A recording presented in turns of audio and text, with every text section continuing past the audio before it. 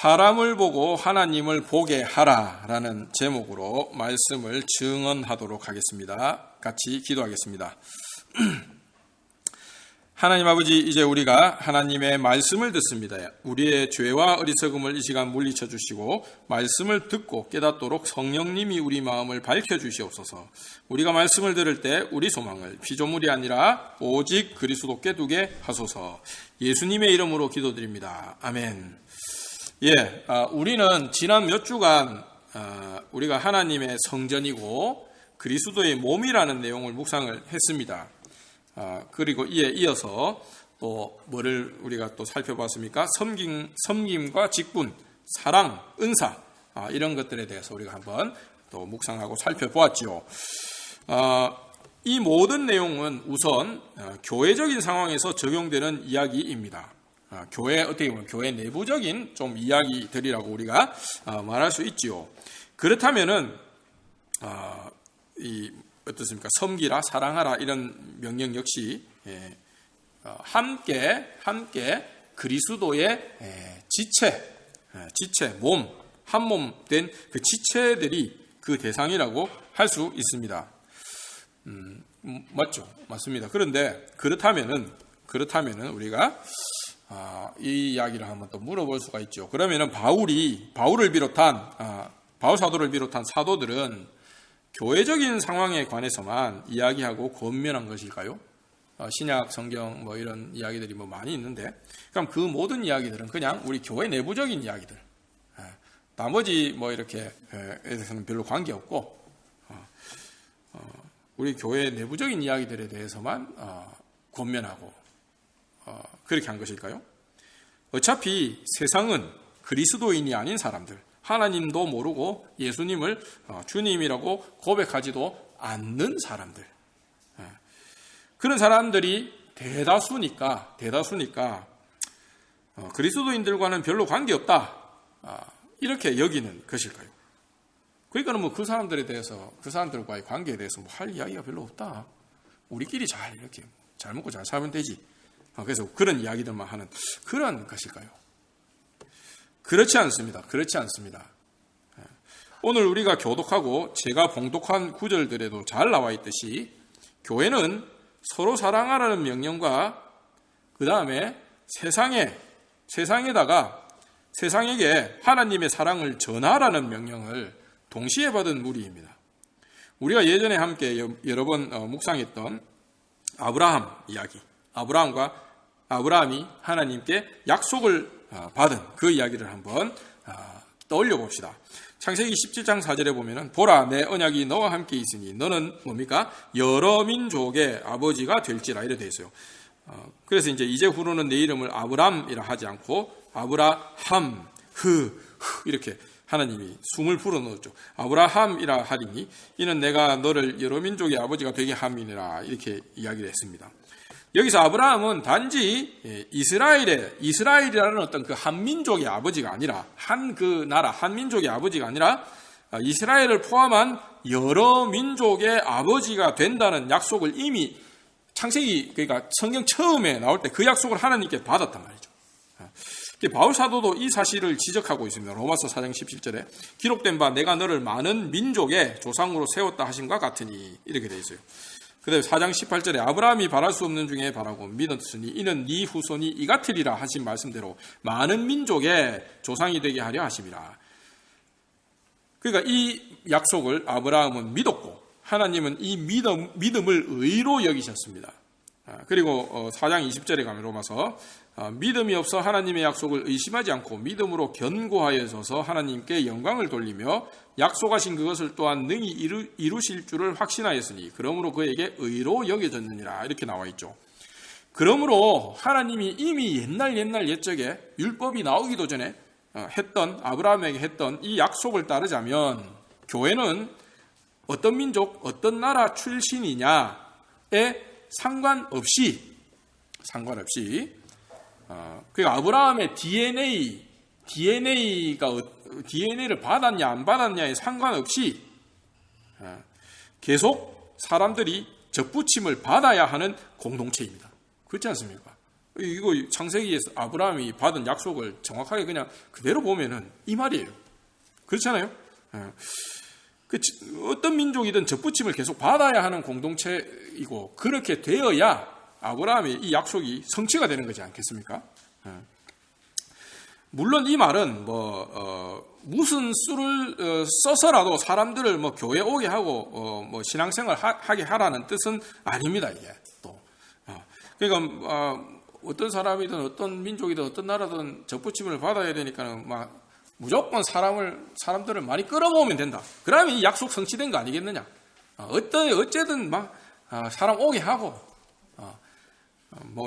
마음 속이 어떻든 간에 교회 나오게 하고 교회 회원 만들고 이래 해야 된다.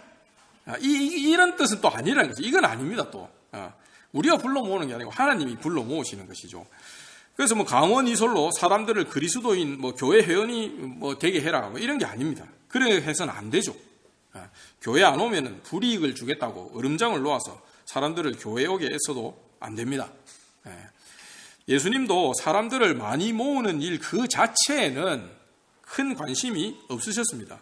오히려 예수님은 사람들이 많이 몰려들 때 자리를 피하셨습니다. 요한복음 6장 15절. 그러므로 예수께서 그들이 와서 자기를 억지로 붙들어 임금으로 삼으려는 줄 아시고 다시 혼자 산으로 떠나가시니라 이렇게 되어 있어요. 그러니까 사람 머릿수가 많아지는 것 그 자체는 하나님이 사람들을 교회로 부르시는 목적이 될 수 없습니다. 분명하죠. 하지만 그럼에도 분명한 사실은 교회는 분명히 세상을 향하여 서 있다는 것이죠. 이것도 분명한 사실입니다.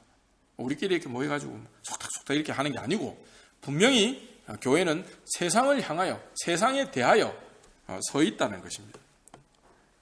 교회는 항상 접붙임 받을 자리가 예비되어 있습니다. 누구라도 와서 그리스도의 지체가 될 수 있습니다.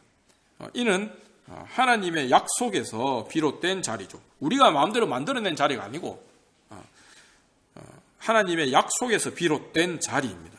그렇다면은 교회는 항상 세상을 향해 하나님의 약속과 사랑을 전하는 자리에 서 있다고 말할 수 있습니다. 그러므로 교회는 전도할 필요가 없다. 교회 지체들끼리만 잘 지내면 된다고 말하는 사람은 하나님의 약속을 무시하고 거스르는 사람이죠. 우리는 무례하지 않되 반드시 전도해야 합니다. 무례하게 이렇게 그렇게 전도하고 이렇게는 우리가 하지 말아야 되지만은 그러나 전도 자체를 할 필요 없다. 그렇게 이야기하는 것은 어불성설이죠. 성경에서 봤을 때는. 그러나 이것보다 더 심각한 문제가 있습니다. 사실은 오늘 우리가 이제 집중적으로 좀 이야기를 해보려고 하는 문제인데요. 입으로는 전도해야 한다고 말을 많이 하고 그렇게 고백하고 그렇게 주장하더라도 자기 행위로 삶으로 이 말을 부인하는 상황입니다. 심지어 전도할 필요 없다 정도가 아니라 아예 교회 오면 좋지 않다는 메시지를 자기 행위와 삶으로 세상과 이웃에 전하기도 합니다. 교회 다닌다고 하면서 안 다니는 사람들보다 더 이기적이고 심지어는 사기꾼 중에서도 교회 다니는 사람들이 있습니다. 저도 예전에 제 주변에서 투자금 명목으로 사람들에게 거금을 받은 후에 흔적도 없이 사라진 집사님을 본 적이 있습니다. 이분이 교회에서는 정말 봉사도 많이 하고 성가대 단장 정말 신실한 신앙인으로 평가받았는데 그 이명과 실상은 전혀 달랐던 것이죠. 물론 그리스도인 중에 많은 사람이 바르게 살려고 노력하고 또 그렇게 살아가고 있습니다. 이것을 우리가 부인할 수가 없어요. 그렇지 않습니까? 그러나 적지 않은 사람들이 교회 다닌다, 예수님 믿는다고 하면서도 사람들의 눈살을 찌푸리게 만드는 삶을 살고 있다는 것도 또한 우리가 참 안타깝지만 부인할 수 없습니다. 참 부끄럽게도 사람들은 이런 사실을 지적하면서 교회 안 다니는 사람들이죠. 교회 다니기 싫다. 예수 믿으면 뭐하냐? 뭐 믿어봤자 절에 사는데 라고 종종 말합니다. 우리는 이런 말을 들을 때마다 참 안타깝게 생각을 하면서도 종종 이런 이야기를 하죠. 사람 보고 교회 다니냐? 하나님 보고 교회 다니지 라고 이렇게 대답을 합니다. 그렇다면은 사람 보고 교회 다니지 말고 하나님 보고 교회 다니라는 말은 맞는 말일까요? 야, 교회는 사람 보고 다니는 게 아니야. 하나님 보고 다니는 거지 라고 말하는 말은 맞는 말일까요? 이렇게 말하는 이유가 이해는 됩니다. 이해는 됩니다만 그렇다고 해서 이 말이 맞는 말은 아닙니다. 결론부터 말씀드리자면 우리는 사람 보고 교회 다니게 되고 사람 보고 교회 다닙니다. 우리 각 개인이 처음 신앙을 시작할 때 사람의 생각이 아니라 성경을 통해 삼위 하나님을 알게 됩니다. 성경 말고는 하나님이 누구신지, 예수님이 누구신지, 성령이 어떤 분이신지 알 수 없습니다.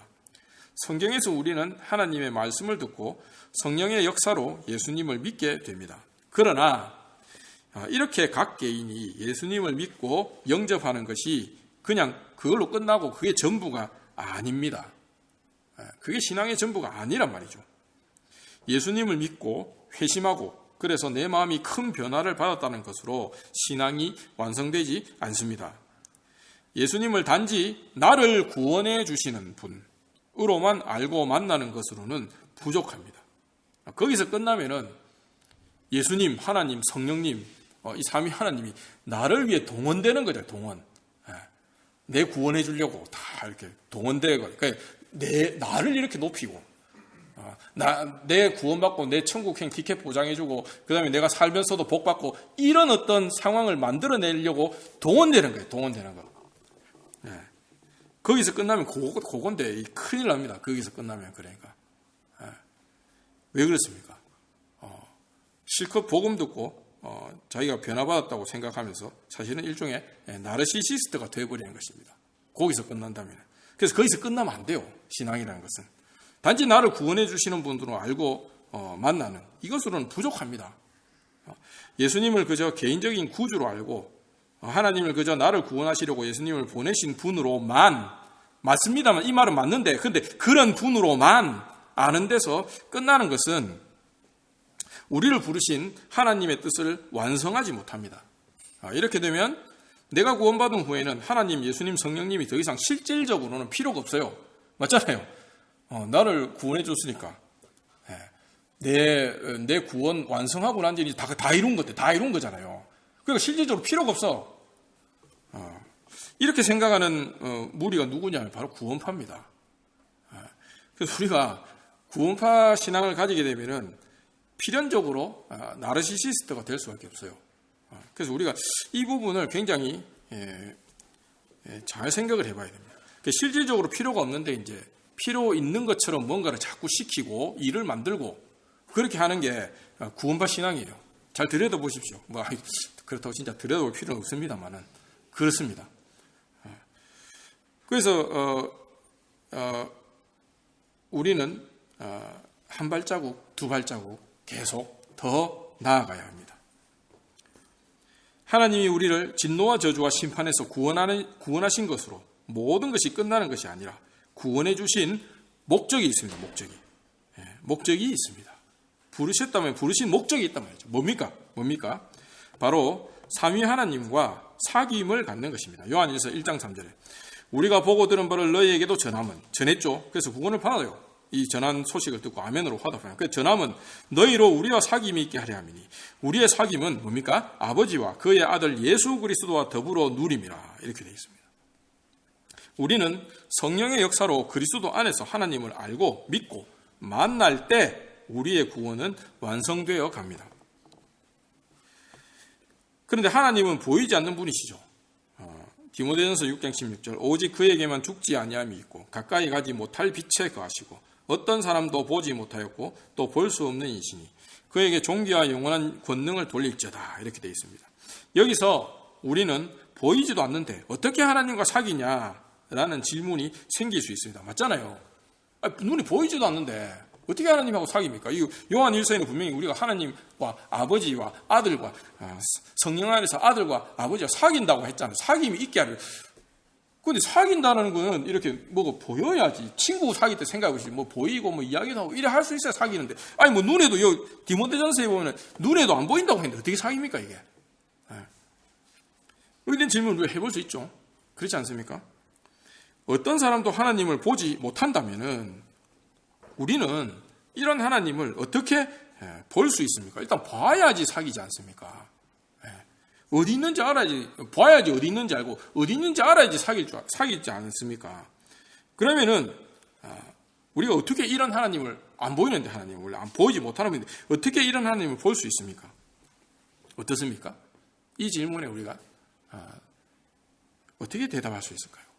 성경에 따라서 보면 어떻습니까? 우리가 보면은 어떻습니까? 이 땅에 나타나셔서 고난받고 영광 받으신 그리스도를 통해서 하나님을 볼 수 있다는 사실입니다. 그게 이제 고린도후서 4장 4절에 그 중에 이 세상의 신이 믿지 않은 자들의 마음을 혼미하게 하여 그리스도의 영광의 복음의 광채가 비치지 못하게 함이니 그리스도는 뭡니까? 하나님의 형상이니라 되어 있어요. 하나님의 형상, 우상이 아니라 하나님의 형상. 그리스도 예수가 하나님의 형상입니다. 그러면 그리스도는 어떻게 볼 수 있습니까? 그리스도의 몸된 교회를 통해서입니다. 그러니까 그리스도 예수를 보면은 우리가 뭐를 보는 거예요? 누구를 보고 만나는 겁니까? 하나님을 보는 거예요. 우리가 예수께서 그리스도께서 하나님의 형상이기 때문에 그러면 그리스도는 그럼 어떻게 볼 수 있어요? 그리스도는 승천하셨는데 승천하셨잖아요.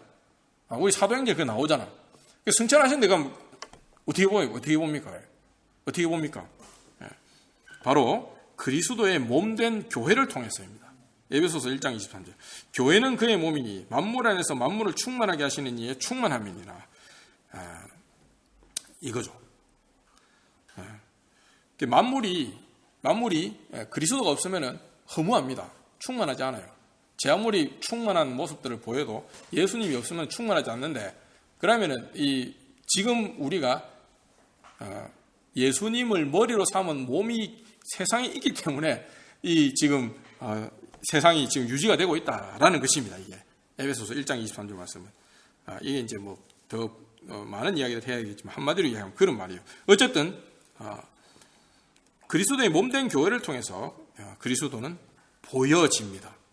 그러므로 교회의 지체들은 그리스도 예수를 보여주기 위해서 모인 무리입니다. 한편으로는 우리가 교회로 모여서 세상에 나타내고 보여주어야 하는 것은 우리의 탁월함이 아닙니다. 내가 얼마나 잘났고 우리 교회가 얼마나 잘났고 내가 얼마나 능력이 있고 이런 거를 보여주는 것이 아니란 말이죠.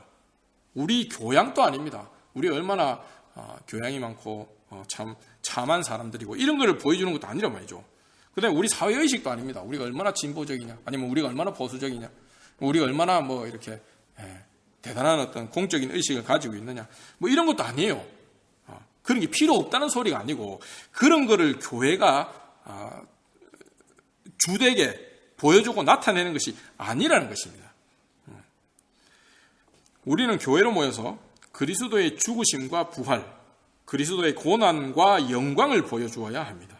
이것을 우리가 보여줘야 된단 말이죠. 그리스도께서 우리를 위해 우리보다 더 낮아지셔서 고난당하시고 비천하게 되시고 죽으시기까지 섬기신 그 섬김의 사랑이 교회를 통해 나타나야 합니다. 그래서 우리는 교회로 모여 형제자매를 사랑으로 섬깁니다. 그래서 이 내부적인 이야기도 사실은 한 단계 더 나아가는 목적을 가지고 있죠. 그리고 하나님 아버지께서 세상이 정죄하고 십자가에 못 박아 죽인 이 그리스도를 다시 살리셔서 일으키신 그 영광이 교회를 통해 나타나야 합니다. 그래서 우리는 교회로 모여 형제자매를 사랑으로 가르치고 책망하고 위로하고 격려하여 서로 그리스도의 몸으로 세웁니다. 하나님의 성전으로 세웁니다. 이렇게 서로 사랑하고 서로 섬김으로써 세상에 그리스도의 몸이 나타납니다. 이것이 그리스도 안에서 우리를 부르신 하나님 아버지의 뜻입니다. 베드로전서 2장 9절. 그러나 너희는 택하신 족속이요 왕같은 제사장들이요 거룩한 나라요 그의 소유가 된 백성이니 이는 너희를 어두운 데서 불러내어 그의 기이한 빛에 들어가게 하신 이의 아름다운 덕을 선포하게 하려 하심이라. 이렇게 되어 있습니다. 그러나 우리를 부르신 하나님의 아름다운 덕을 나타내고 선포하는 것은 우리 능력과 지혜로 되는 것이 아닙니다.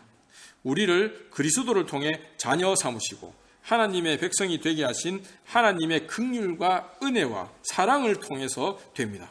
베드로전서 2장 10절에 너희가 전에는 백성이 아니더니 이제는 하나님의 백성이요 전에는 긍휼을 얻지 못하였더니 이제는 긍휼을 얻은 자니라. 이렇게 베드로 사도가 이야기를 하고 있습니다.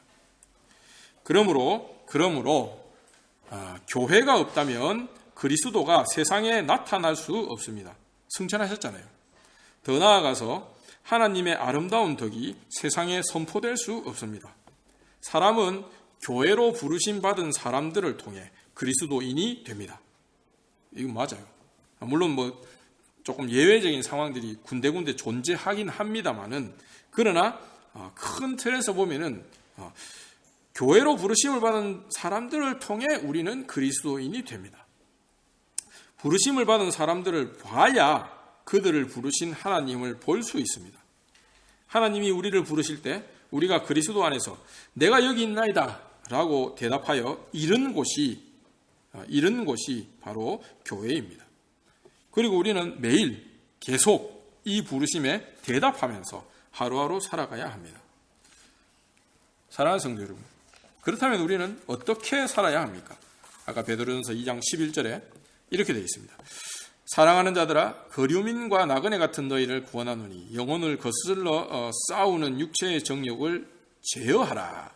너희가 이방인 중에서 행실을 선하게 가져 너희를 악행한다고 비방하는 자들로 하여금 너희 선한 일을 보고 오시는 날에 하나님께 영광을 돌리게 하려 함이라. 이렇게 베드로 사도가 권면합니다. 왜 우리는 세상 욕심을 버리지 못할까요? 정욕을 버리지 못합니까? 왜 그렇습니까? 이 땅을 영원히 살 곳처럼 착각하기 때문입니다. 영원히 살 곳처럼 착각하기 때문이죠. 그래서 이제 예수님 말씀대로 이 땅에 우리의 보물, 돈 이런 것들을 늘 쌓아두려고 하고 그게 이제 우리의 안전을 보장하고 영원히 우리를 마치 거하게 하는 것처럼 그렇게 무의식 중에 여기고 있기 때문입니다.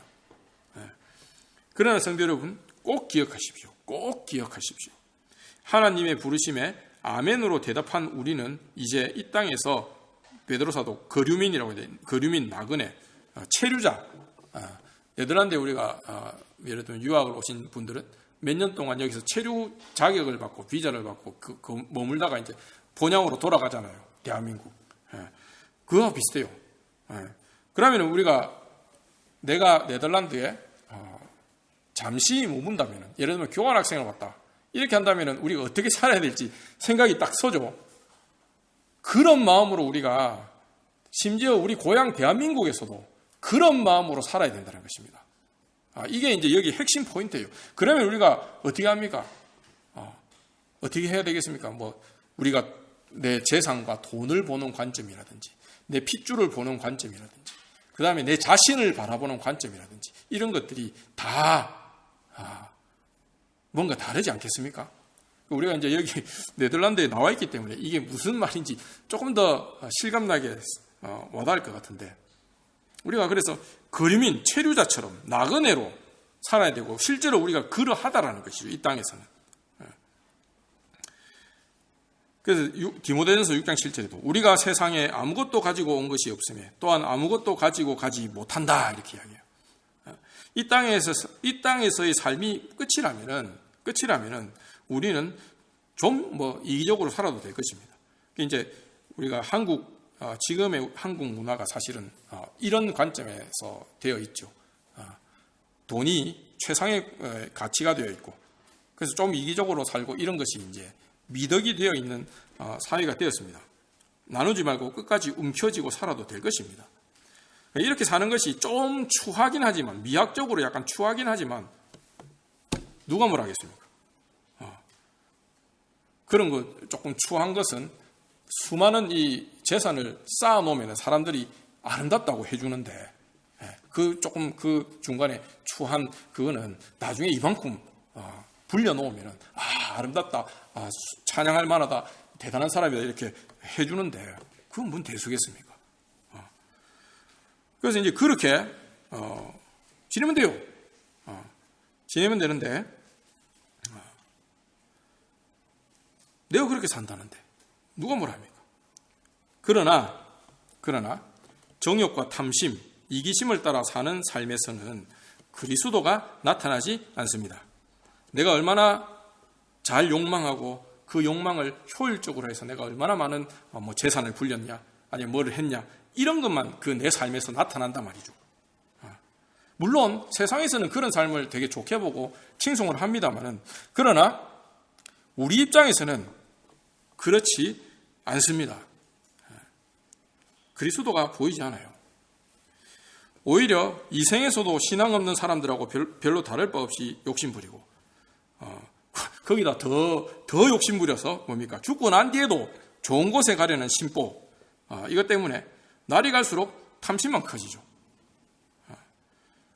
그래서 이게 이제 신앙이 이상하게 왜곡돼가지고 오히려 우리 탐심을 안 믿는 사람보다 더 많이 키우는 어떤 그런 상황이 되는데, 이것은 옳지 않습니다. 이런 삶의 모습을 보는 사람들은 굳이 교회 갈 필요를 못 느낍니다. 가나 안 가나 똑같기 때문입니다. 아니, 오히려 더 위선적으로 보일 수도 있습니다. 여기서 우리가 명심해야 할 사실이 있습니다.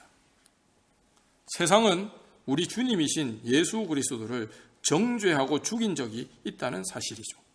세상이 판단하기에 예수님은 죄인이고 죽어 마땅했습니다. 그냥 재판상 실수가 아니란 말이죠. 이게 이제 성경을 복음을 이해하는 핵심 포인트입니다. 그러니까 예수님이 안 죽었어야 되는데 당시 유대인들이나 로마 정권이 되게 악해서 어쩌다 생긴 사고다, 이게 아니고, 우리는 십자가 사건은 세상의 그 변하지 않는 그 본질을 드러낸 사건이라고 믿어야, 그렇게 인정해야 이게 우리의 복음이 될 수가 있어요. 그럼 어떻습니까? 세상은 우리 주님이신 예수 그리스도를 정죄하고 죽인 적이 있는데 왜 그렇습니까? 세상이 판단하기에 예수님은 죄인이고 죽어 마땅하기 때문입니다. 왜 그렇습니까? 요한복음 16장 8절에 이 성령님에 대한 이야기인데, 그가 와서 죄에 대하여, 의에 대하여, 심판에 대하여 세상을 책망하시리라, 이렇게 됐어요. 그런데 이 성령님 누가 보니까 예수님이 보내죠. 그러니까 예수님하고 똑같은 말을 하는 분이 성령님이에요. 예수님은 그래서 어떻습니까? 세상이 죄라고 여기는 것, 세상이 의라고 여기는 것이 잘못됐다. 야, 너희들이 이것을 의롭다고 생각해, 이것을 옳다고 생각해, 이것 선하다고 생각, 아니야. 그게 죄야. 너희는 이것을 보고 되게 나쁘다고 생각하고 안 좋다고 생각하지. 그러나 이것이 하나님한테 연락받을 만한 의로움이야. 요렇게 이야기를 하시는 분이란 말이죠. 그래서 이제 어땠습니까? 유대인과 이방인 양쪽에서, 유대인, 이방인 합치면 모든 인류입니다. 그냥 유대인과 이방인 양쪽에서 정죄를 받아서 죽으셨습니다. 베드로전서 2장 7절에 그러므로 믿는 너희에게는 보배이나 믿지 아니하는 자에게는 건축자들이 버린 그 돌이 모퉁이 돌이 되고, 또한 부딪히는 돌과 걸려 넘어지게 하는 바위가 되었다 하였느니라.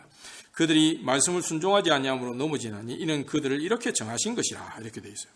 그래서 우리가 이 이야기는 이때까지 많이 했습니다. 이런 어떤 세상의 판단, 그리고 예수님의 판단, 그리고 하나님의 판단, 이런 이야기들을 많이 해서 우리가 더 길게 이야기하지는 않겠습니다. 그래서 어떻습니까? 예수님이 보내신 성령님 역시 동일합니다. 우리는 이 성령님을 받아서 거듭나서 그리스도의 지체가 되었습니다. 따라서 세상은 교회를 향해 양가적인 감정을 가질 수밖에 없습니다. 교회가 서로 사랑하는 것은 참 보기 좋지만, 물론 요새는 이것도 잘 안 돼서 참 그런데, 어쨌든 교회가 서로 사랑하는 것은 참 보기 좋지만, 교회가 죄에 대해, 의에 대해, 심판에 대해 세상을 책망하는 것은 세상의 눈에 악해 보입니다. 우리가 이제 예수님 때뿐만 아니라 요새도 이런 이야기들을 하면 사람들이 경기를 일으켜요. 죄가 있다, 의롭지 않다, 심판이 있다, 이런 이야기들을 하면 사람들이 굉장히 안 좋아합니다. 그런데 이제 그런 것들에서 이미 근본적으로 세상과 어긋났기 때문에 일어난 사건이 바로 이제 십자가 사건이죠. 그래서 아까 12절에서 읽었듯이 세상은 교회를 악행한다고 비방합니다. 악한 이야기를 하고 악한 생각을 한다라고 비방하죠. 그러므로 바울 사도는 분명하게 말합니다. 디모데후서 3장 12절에 무릇 그리스도 예수 안에서 경건하게 살고자 하는 자는 박해를 받으리라. 경건하게 살고자 하는 것은 그럼 이 말은 무슨 말이에요? 경건하게 살고자 하는 것은 단지 착하게 살자, 윤리적으로 살자, 뭐 그걸 포함하겠지만은, 근데 단지 그것으로 끝나지 않는다는 사실이죠. 왜 그렇습니까? 착하게 사는 것은 항상 세상에서 장려가 되고 존중받고 존경받는 일인데, 경건하게 살고자 하는데 박해를 받는다는 것은, 그러면은 단지 이것은 착하게 사는 것이 아니라 뭡니까? 예수 그리스도의 마음과 판단과 생각과 행함을 그대로 그것을 본받아서 그대로 세상 안에서 사는 것을 말합니다. 그러면은 세상이 예수님을 십자가에 못 박은 그 세상이 안 바뀌었기 때문에 우리 역시도 박해를 피할 수 없다라는 그런 이야기예요. 이게. 그러나 이것이 우리가 정욕을 제어하지 못하여 생기는 범죄와 실수, 과오 때문에 세상에서 비방받는 것을 정당화해 주지는 않습니다. 경건하게 사는 자는 박해를 받는다. 맞죠? 맞는데 이 말을 우리가 내 정욕을 제어하지 못해서 내 욕망을 제어하지 못하고 이기적으로 살다가 겪는 그런 범죄와 실수, 과오 때문에 세상이 우리를 비방하는 것을 정당화해 주지는 않습니다. 많은 사람이 교회가 정욕과 탐심에 삼켜져서 저지른 범죄와 실수, 과오를 아까 바울이 이야기했던 어떤 그런 경건하게 살고자 하기 때문에 받는 박해라고 포장합니다. 그런데 안 그럴 때가 많아요. 안 그럴 때가 많습니다. 베드로 사도는 분명하게 말합니다. 2장 19절에 부당하게 고난을 받아도 하나님을 생각함으로 슬픔을 참으면 이런 아름다우나. 이게 이제 경건하게 살다가 세상 사람들이 복음 자체를 꺼리끼고 악하다고 생각해서 박해를 혐오를 질투를 아니면은 그런 무시를 당하는 그런 일들 일체를 포함하는 거겠죠. 그거는 아름답다. 그건 오케이. 근데 20절에 뭐라고 되어 있습니까? 죄가 있어 매를 맞고 참으면 무슨 칭찬이 있으리요. 그러나 선을 행함으로 고난을 받고 참으면 이는 하나님 앞에서 아름다우니라. 그게 무슨 말입니까?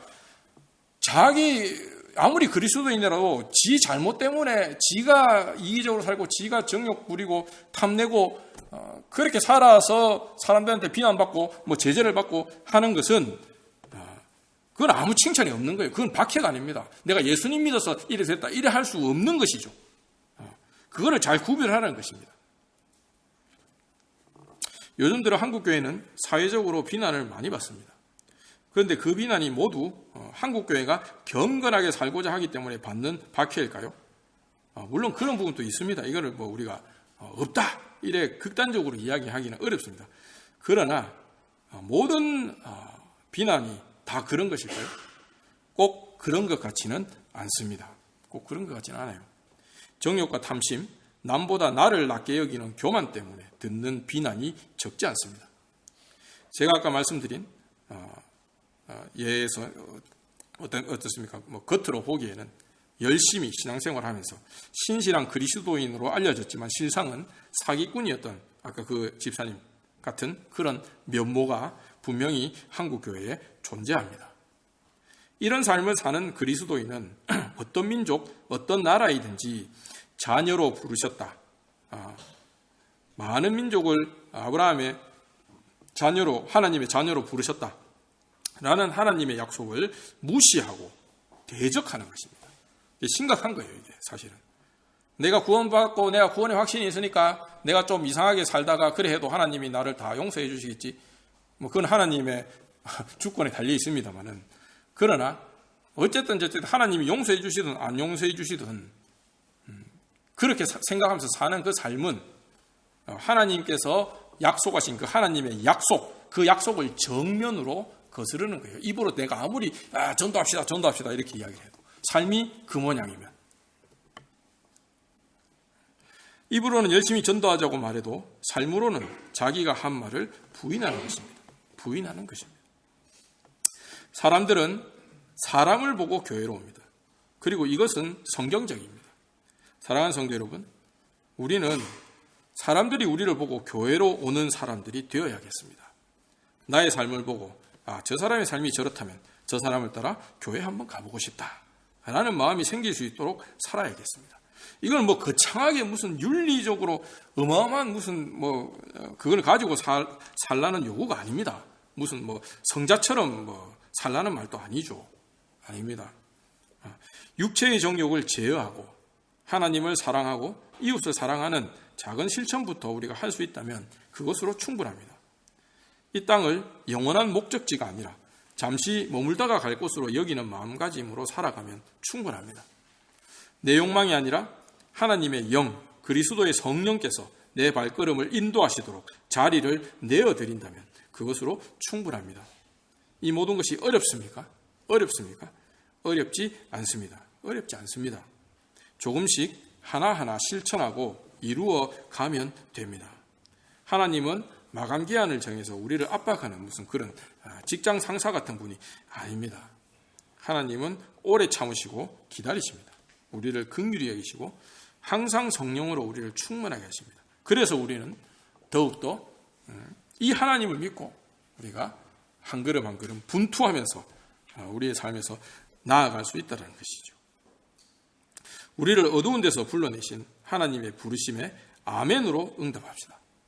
많은 영혼을 빛 가운데로 인도하여 그리스도의 몸에 접붙임 받게 하는 택하신 족속 왕같은 제사장으로서 하나님의 아름다운 덕을 세상에 선포하며 그리스도의 몸으로 살아가는 우리 교회가 되기를 간절히 축원합니다.